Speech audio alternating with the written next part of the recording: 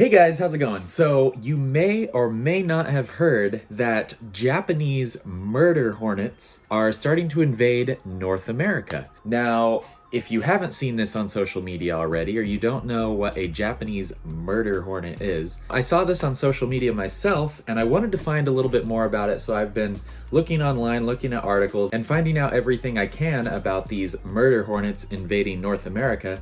So in this video, I wanted to share with you what I found out in these articles, give you a quick update on what's going on.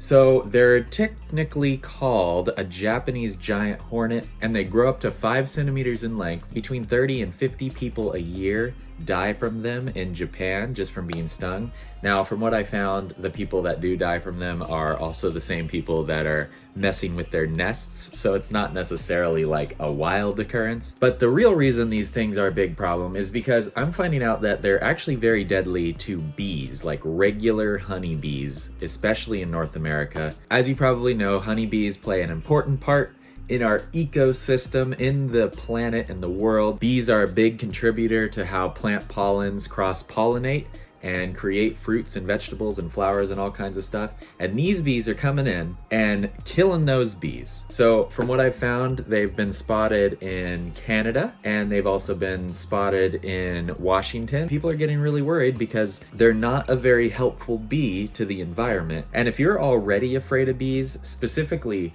hornets, these things are massive, so you're definitely going to be afraid of these things if you're already afraid of the little hornets we have. Here's a dead one next to a SD card. So just from reading this article, I've been learning a little bit about bees, and it seems like North American honeybees are actually very, what's the word? Submissive, I guess? They don't really stand up for themselves, so when one of these giant Japanese hornets get into one of their hives, they just go crazy and kill like all the honeybees. Now, from what I'm learning, European honeybees actually protect themselves, and there's this really cool video online. It's from National Geographic if you want to watch it. European honeybees actually set a trap for them, so they want the giant murder hornet to go into their nest, because as soon as it attacked one bee, these European bees just got on top of it, and what the video said is hundreds of bees just covered this thing and controlled it, and then they were shaking and stuff, and actually they're shaking, I guess they knew that they were doing this, but they increased their temperature and they essentially burned